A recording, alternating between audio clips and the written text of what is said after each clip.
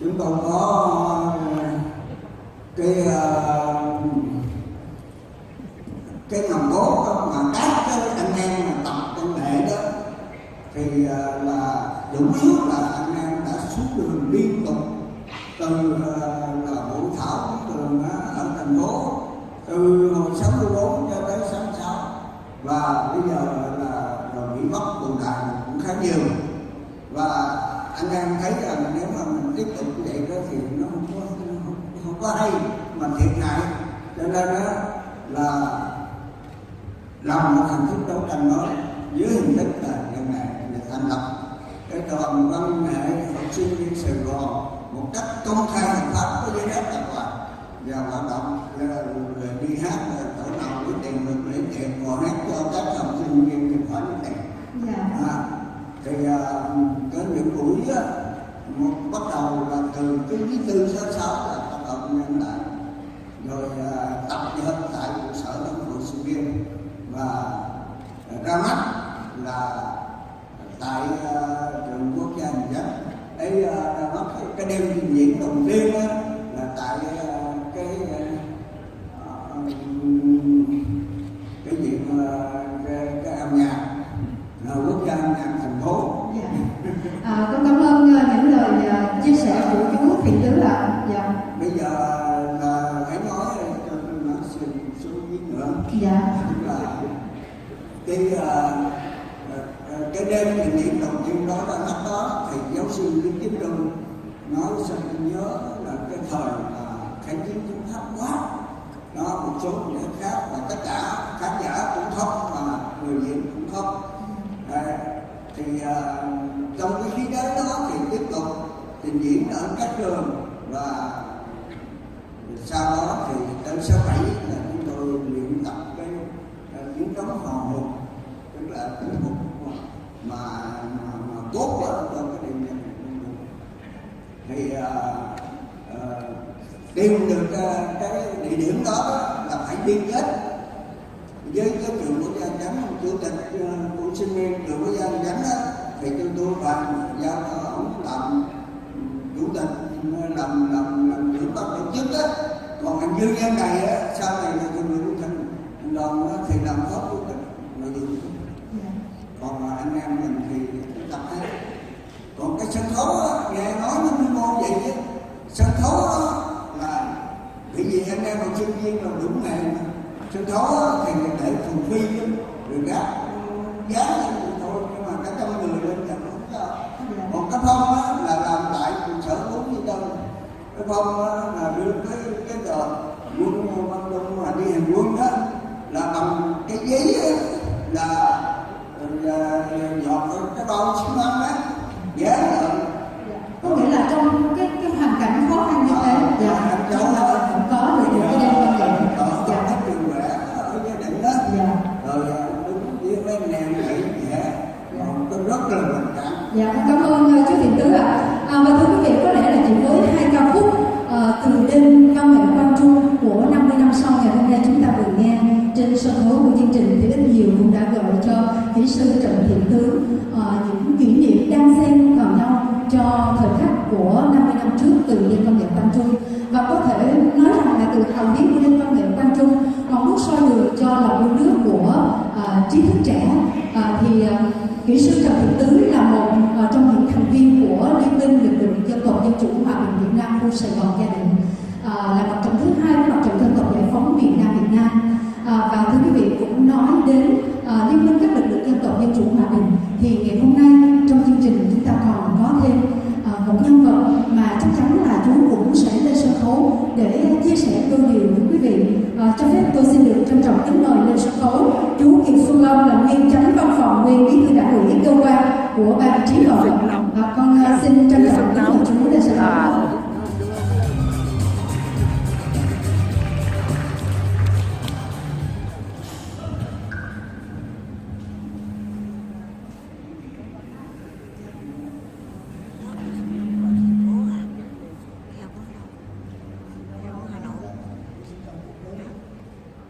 Kể lại cái đêm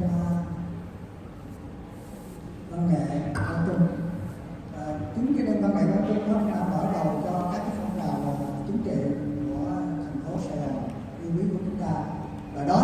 trong những cái mặt trận rất là quan trọng của cuộc tổng tiến công và nổi dậy xuân Mậu Thân mà hôm nay là 50 năm chúng ta nhìn trở lại.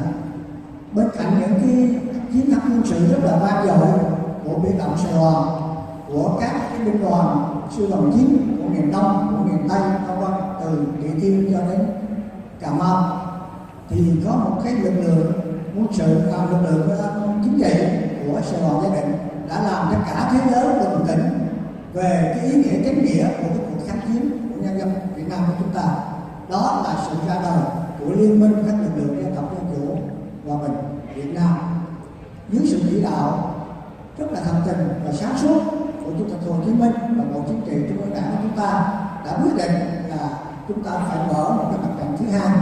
Sự thật ra thì mặt trận ra đời chính thức là 21 tháng 4 1968, nhưng mà nó đã được thai nghén từ tháng 3 1964.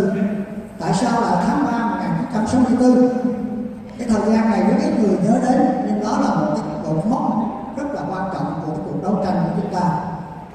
Tháng 11, ngày 1 tháng 11 1963 có một sự kiện rất là quan trọng ở Sài Gòn, đó là cuộc đảo chánh của một lực lượng quân sự, và Mỹ đã cho lệnh là giết tổng thống Ngô Đình Diệm ngày 1 tháng 11 1963. Đó là thời cơ mà Bộ Chính trị và Thường vụ Trung ương Cục miền Nam quyết định rằng sẽ có một cuộc tổng tiến công và nổi dậy. Cái từ tổng tiến công và nổi dậy đã được xuất hiện vào cái chỉ thị tháng 3 1964. Đó là một cái điều mà chúng ta nhìn lại đó, chúng ta thấy rằng rất là tài tình, rất là thần kỳ, và chúng ta hết sức biết ơn những người lãnh đạo của chúng ta cái thời đó. Và khu ủy Sài Gòn Gia Định được nhận cái nhiệm vụ hết sức là quan trọng là xây dựng và toàn tìm những mọi cách để có một cái lực lượng chính trị để đáp ứng cái chỉ thị đó. Chúng ta nên nhớ là 1900 tháng 3 1964, và vì như vậy đó thì cái kế hoạch đó được mệnh danh là kế hoạch X. Cái này thì chúng ta gần đây chúng ta mới nghe đến cái kế hoạch này, và đó là một cái kế hoạch hết sức là bí mật, và cái từ đó đã có từ đó.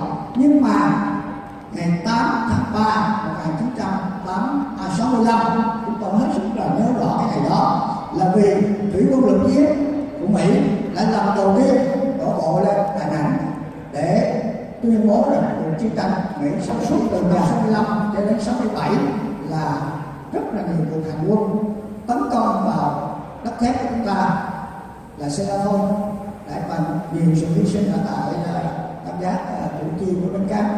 Và cái trọng cuối cùng hết của cái chiến dịch đó, tiền bệnh viện đó là Zelensky đánh vào cơ quan Trung ương Cục miền Nam, đài phát thanh Giải Phóng v.v. Và ở đây có rất là nhiều đồng chí đã từng tham gia đánh lại cái cuộc hành quân thắng lợi đó. Và tháng 4 năm 1967 thì cái cuộc hành quân đã thất bại. Và chúng tôi sở dĩ phải nhắc lại cái đó là để thấy rằng chỉ từ tháng 4 thôi mà đến tháng 11 là có 7 tháng thì Bộ Chính trị chúng ta lại ra một cái quyết định là tổng tấn công và nổi dậy trên toàn miền Nam vào năm 1968. Thì cái trong vòng 7 tháng. Con xin cảm ơn những cái câu chuyện của chú Xuân Long, và có lẽ rằng nếu như để nhắc về từng giai đoạn lịch sử, từng thời điểm, từng cột mốc thời gian, thì những chứng nhân như là chú Tứ và chú Long thì chắc chắn sẽ còn rất nhiều điều để kể cho chúng ta những thế hệ hôm nay nghe và hiểu hơn về thời điểm cách đây 50 năm. Tuy nhiên trong chương trình ngày hôm nay thì con cũng được biết rằng là chú Tứ cũng đang phải có một chuyến bay của ông chú. Cho nên là thật sự là những cái thời điểm đó chắc chắn là sẽ in đậm trong ký ức của những chứng nhân lịch sử. Và ngày hôm nay thì chú Long và chú Tứ đã có mặt ở đây để kể lại cho chúng con nghe trong hào khí của một đêm văn nghệ Quang Trung được tái hiện trên sân khấu. Một lần nữa con xin được kính chúc sức khỏe chú Tứ và chú Long, cũng như là các chú đã dành thời gian đến để tham gia và giao lưu trong chương trình ngày hôm nay. Và cho phép tôi xin được trân trọng kính mời ông Nguyễn Hữu Dũng, Phó Chủ tịch Ủy ban Trung ương Mặt trận Tổ quốc Việt Nam, và bà Tô Thị Bích Châu, Chủ tịch Ủy ban Mặt trận Tổ quốc Việt Nam Thành phố Hồ Chí Minh sẽ lên sân khấu để tặng hoa cho hai nhân vật đầu tiên để giao lưu trong chương trình, đó là kỹ sư Thiện Tứ và chú Kiều Xuân Long.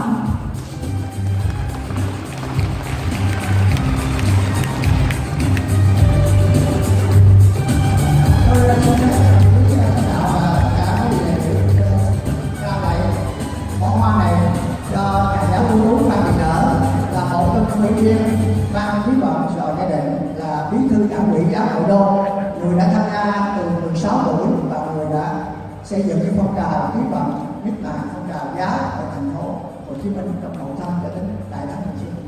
Dạ. Một lần nữa xin được cảm ơn các nhân vật giao lưu, xin được cảm ơn các đồng chí lãnh đạo, xin cảm ơn các nghệ sĩ đã tham gia biểu diễn.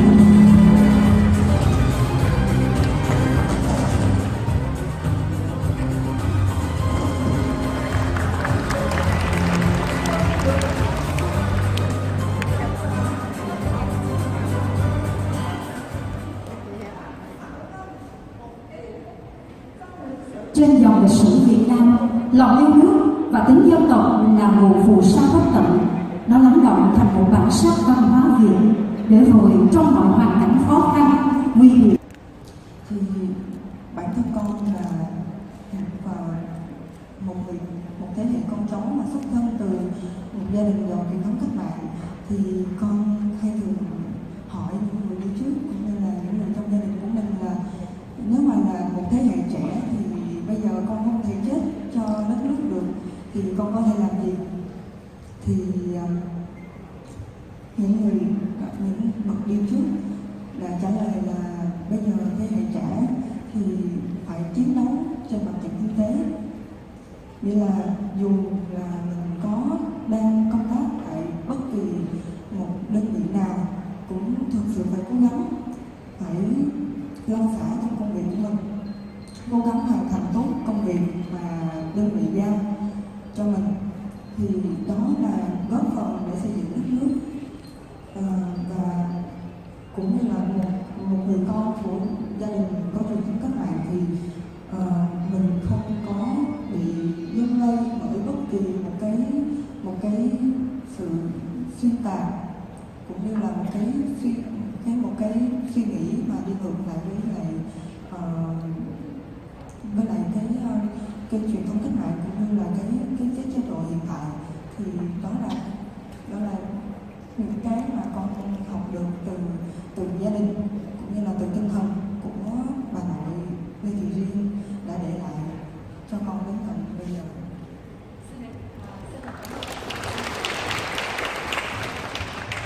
Xin được cảm ơn bạn Mai Uyên, và cũng trông thấy rằng là hôm nay đến đây thì Mai Uyên còn chọn cho mình một chỗ ngồi ngay từ đầu chương trình diễn ra và còn chuẩn bị sẵn một bó hoa. Chắc chắn là bó hoa này sẽ thay bạn nói lên một điều gì đó và sẽ được gửi đến một ai đó, đúng không? Mai Uyên có thể nói về cái bó hoa này bạn sẽ tặng ai được không? Dạ, hôm nay là con thực sự rất vinh hạnh khi mà người ngồi kế bên con là một thân nhân, là con của liệt sĩ Trần Văn Kiểu, là người đồng đội đã hy sinh cùng với lại bà nội Lê Thị Riêng trong đêm mùng 2 Tết Xuân Mậu Thân.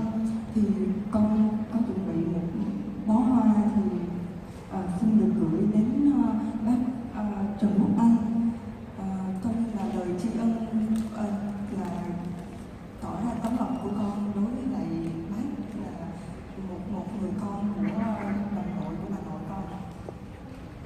Xin được cảm ơn bạn Uyên. Thưa quý vị, hai thế hệ, một thế hệ là cháu, một thế hệ là con, một bạn thì là thanh niên, còn một người thì tóc đã bạc. Tuy nhiên họ gặp nhau trong ngày hôm nay đều là những thế hệ đi sau của những anh hùng liệt sĩ đã ngã xuống cho đất nước hòa bình ngày hôm nay để cho chúng ta có được một cuộc sống thanh bình và độc lập. Và trong đoạn phim vừa rồi thì chúng ta cũng có thấy chú Trần Quốc Anh cũng trong tay một bó hoa để đi đến nơi mà liệt sĩ Trần Văn Kiểu là ba của chú đã nằm xuống. Và ngày hôm nay một bó hoa của một thế hệ là cháu nội xin được trao tặng lại cho chú để chúng ta sẽ cùng gặp nhau cái sự giao hòa của những thế hệ để chúng ta mãi mãi ghi nhớ công ơn của thế hệ cha ông đã đi trước của một mùa xuân cách đây 50 năm. Xin được cảm ơn chú rất nhiều ạ. Xin được cảm ơn Lâm Mai Uyên. Quần dữ lắm cái bên cái việc bưng đó đó thì Nam nói bây giờ là má đi việc đó rồi không biết là bây giờ là má con như thế nào nữa, bây giờ ở nhà lo lắm mà thức hoài luôn không ai ngủ được hết. Thì lúc đó là suốt đêm tới sáng luôn có chuyện nghe có người đến báo tin là bây giờ cái sáng mà chết trên đó rồi thì giờ đem lên ở hồi đó thì má ở tầng 2 thì ở lúc đó là đem cái xác điện lên tầng 1 thì lúc mà chú cái gì Năm chở hai chị em lên tới tầng 1 thì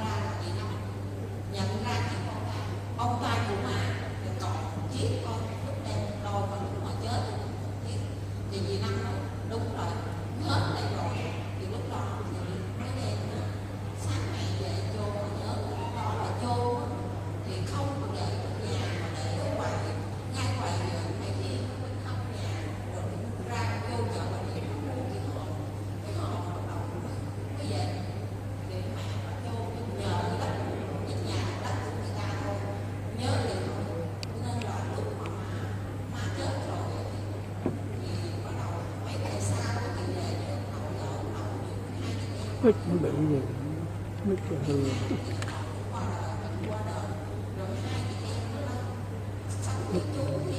Thì lúc đó còn nhỏ, nói chung là chị em hồi đó thì cũng hoàn cảnh nói chung là ai cũng khổ, ai cũng nghèo, cho nên về ở chung thì con cũng là 4-5 đứa, thì hai chị em cũng là làm mọi thứ, nói chung là cái gì cũng làm hết, làm được và đồng của nói chung là cái gì cũng làm, rồi cực quá thì tới vậy không 30 tháng 4 năm 75 vậy không, thì lúc đó là hai chị em cầu nguyện lắm, tại vì ba đi hồi lúc mà tôi cũng không biết ba, thì ba lúc đó thì đi là tầm năm 61 Dạ. thì lúc ba đi Gọi chút xíu rồi mình gõ cho. nghe nó rất là sợ là về là má kia ba nhớ lúc Tôi đợi chút xíu để mình gõ cho. Hồi gì con đang quay cái này.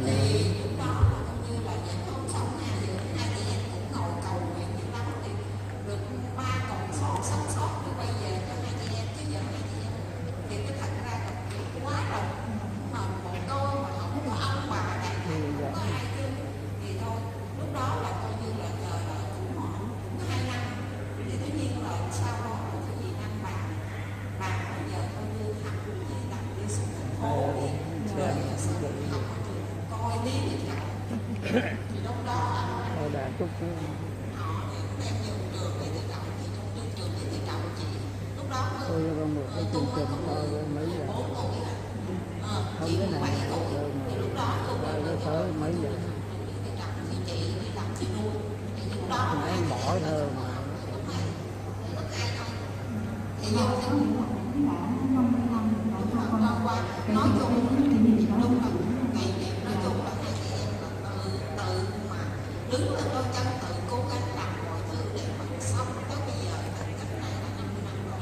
Và hơn nữa thì cái cuộc sống của mình sẽ phải xứng đáng với sự hy sinh Lúc của con xong người thì chúng ta cố đã gắng làm coi như là nhớ cái công lao mà cha mẹ đã hy sinh đổ xương máu cho cái đất nước này được hòa bình, thì tất cả chị em hai chị em cố gắng làm mọi thứ để mà sống. Cảm ơn, dạ, cảm ơn những tâm sự chị Phong. Nó không có chương Hy trình. vọng rằng là tình hình sức khỏe của chị Đầm cũng sẽ nhanh chóng vượt qua, và chị Thắm và chị Đầm tiếp tục trở về với cuộc sống đời thường để tiếp tục sống xứng đáng với truyền thống của gia đình, của truyền thống cách mạng với ba và mẹ của anh chị đã hy sinh này. Xin cảm ơn rất nhiều. Và sau đây cho phép tôi xin được trân trọng kính mời bà Nguyễn Thị Quyết Tâm, Phó Bí thư Thành ủy, Chủ tịch Hội đồng Nhân dân Thành phố Hồ Chí Minh sẽ trao tặng một bó hoa cho chị Phan Thị Thắm, là con của liệt sĩ đã hy sinh vào năm 1968, và một lần nữa xin được kính chúc chị và chị Đầm thật mạnh khỏe và tiếp tục sống xứng đáng với truyền thống của gia đình. Cảm ơn.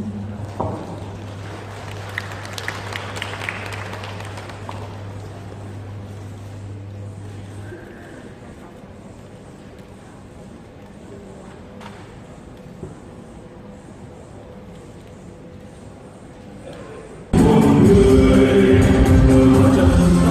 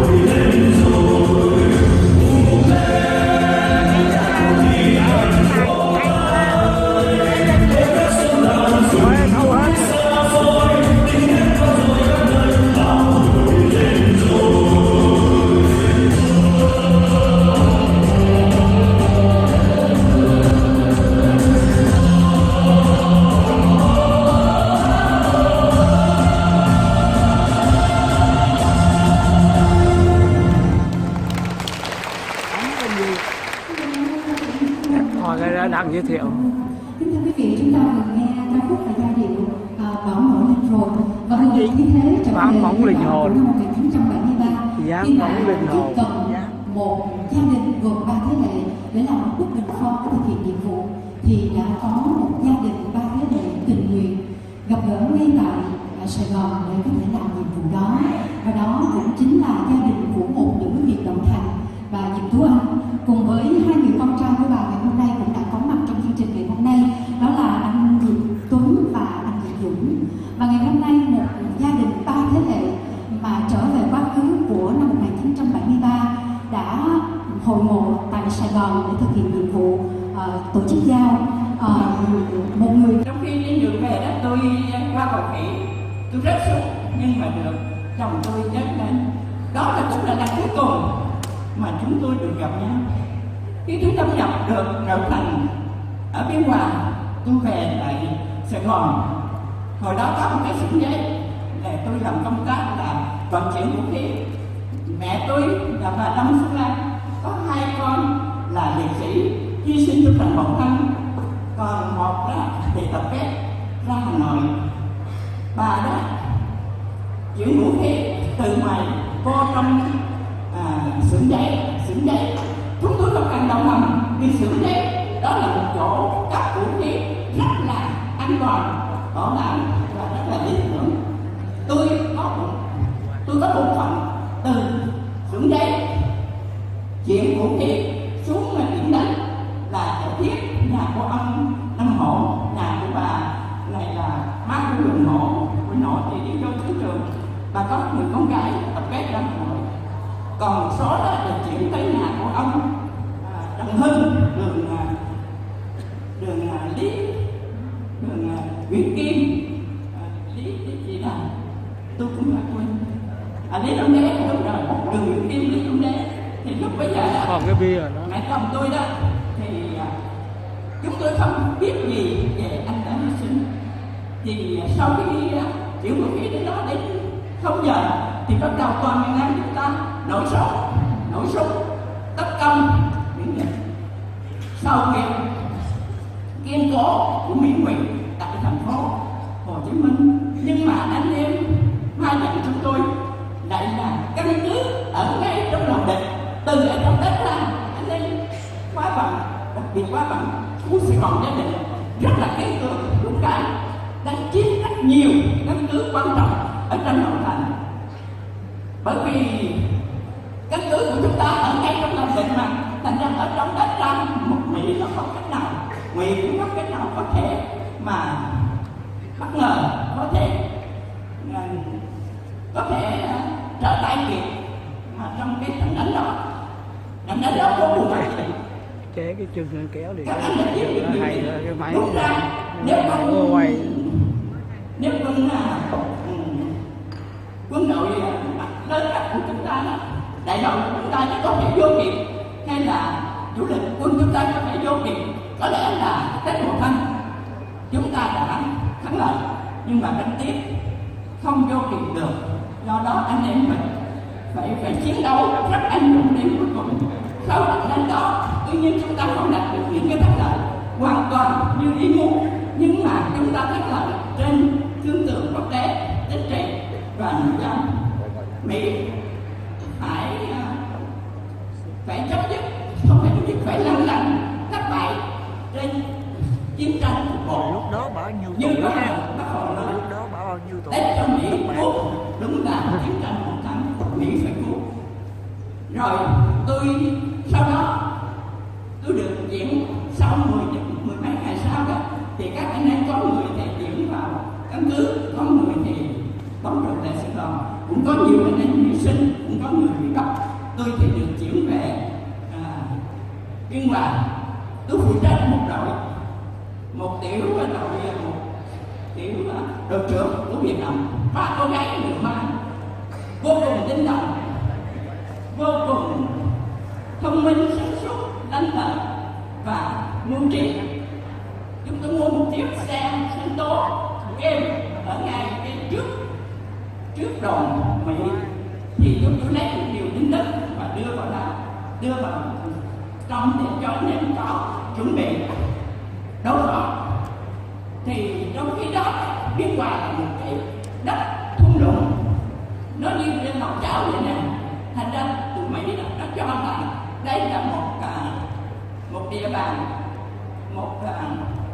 một Bình Định trắng, một vùng đất bất khả xâm phạm của cộng sản.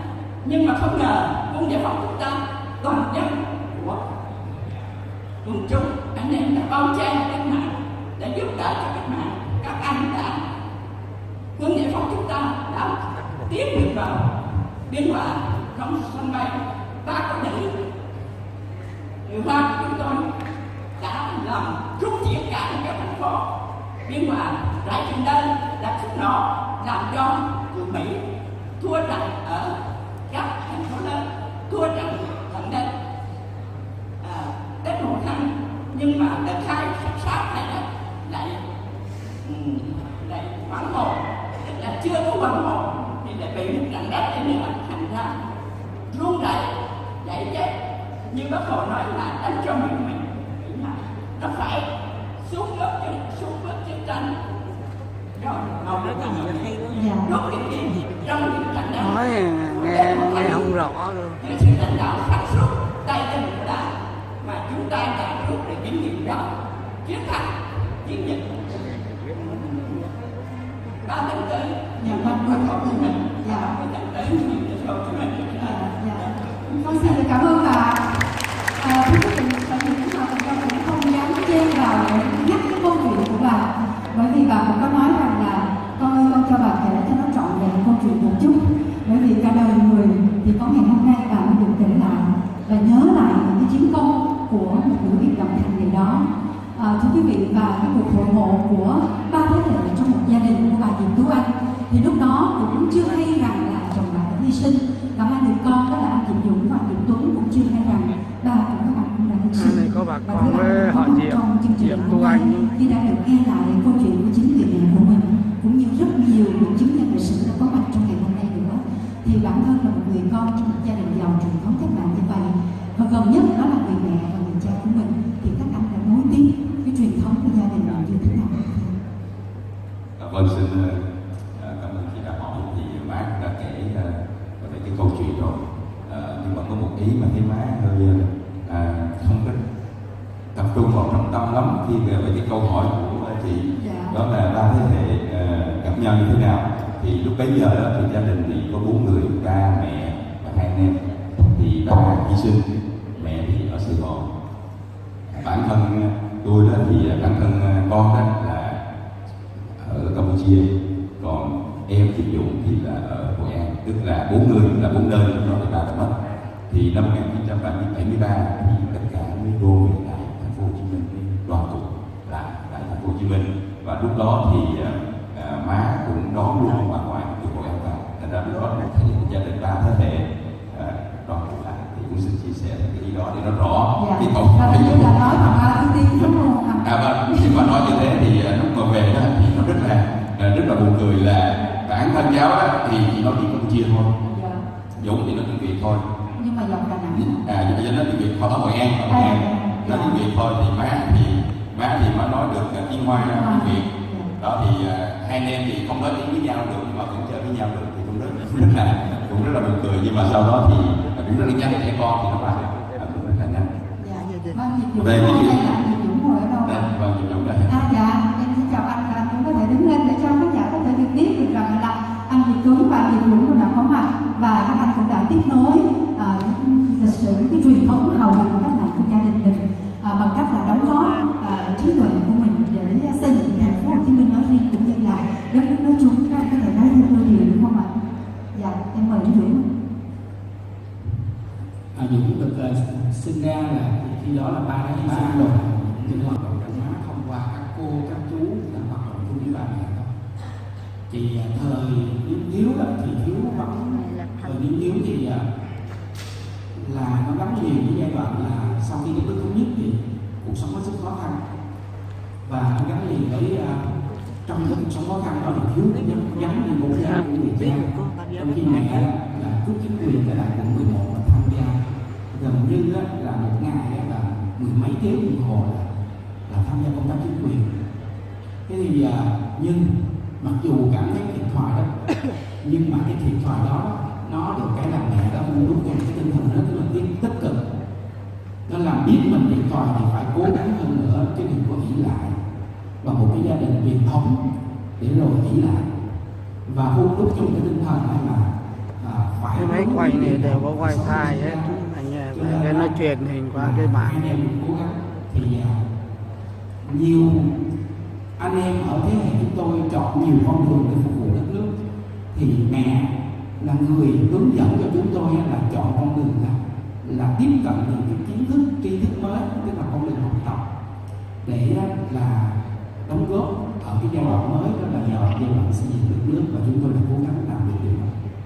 Em xin được cảm ơn các anh ạ.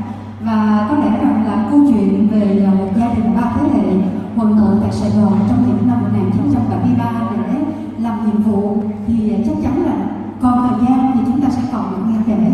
Và trong khuôn khổ của chương trình ngày hôm nay thì một lần nữa xin được cảm ơn bà, xin được cảm ơn hai anh đã dành thời gian đến với chương trình, và xin được trân trọng kính mời bà Võ Thị Dung, Phó